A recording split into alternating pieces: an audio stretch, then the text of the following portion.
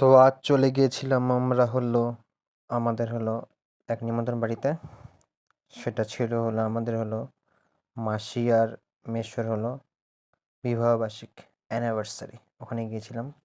এই যে তারপরে এই যে ভাই বোন মিলে একটা আনন্দ করছিলাম, একটু গল্প করছিলাম। এই দেখালে বন্ধুর সাথে, বন্ধু অবাক।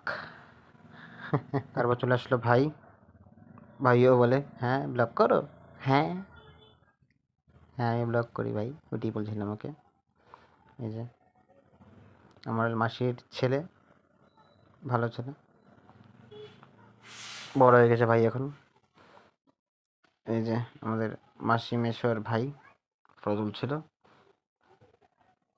চলো তাহলে চাই, চলো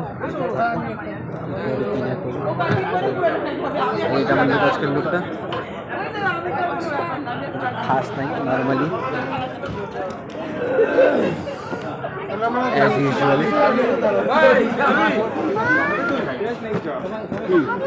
চলে আসলো কফি, চলো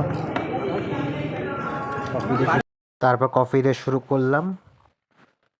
ঠান্ডার মধ্যে গরম গরম কফি ভালোই লাগে। এই যে এই কাকুটা বলছিল যে আমি তো হেল্প করে দিই, না ঠিক আছে চলে নেবে, ম্যানেজ করে নিব আমি, অভ্যাস হয়ে গেছে এখন আমার, নো চাপ, রিল্যাক্স। চলো এই দেখছিলাম। তারপরে এই যে আসলে জিলাপির মধ্যে, জিলাপি আর রাবড়ি। এখন জিলাপি নেওয়া হবে, এখন নিব গরম গরম জিলাপি। এই যে খাচ্ছি এখন জিলাপি, গরম গরম জিলাপি, সুন্দর করে ভালো রাবড়ি দিয়ে, মজা হি মজা, সুন্দর। চলে এলো ফুচকা। এই যে ফুচকাটার মধ্যে মানে ফুচকাটা খাচ্ছি, ফুচকা এত সুন্দর টেস্ট হচ্ছে, ফুচকাটা খেতে এত সত্যি সেই টেস্ট হয়েছে। অনেক রকম ভ্যারাইটিস আছে, অনেক রকমের। মানে আমি তো ভিডিওটা কাট করেছি, ভিডিওটা করেছি রেকর্ড, অনেক রকম আইটেম দিয়েছে। মানে খুব টেস্ট ছিল ফুচকাটা নিয়ে কথা হবে না, A1 ছিল ফুচকাটা। জাস্ট মানে মানে ফ্লেভার বলো, টক ঝাল মিষ্টি, মানে সব কিছু একটা, মানে একটা থাকে না লিমিটে, মানে একটা টাইপের সব কিছু, মানে পারফেক্ট টাইপের।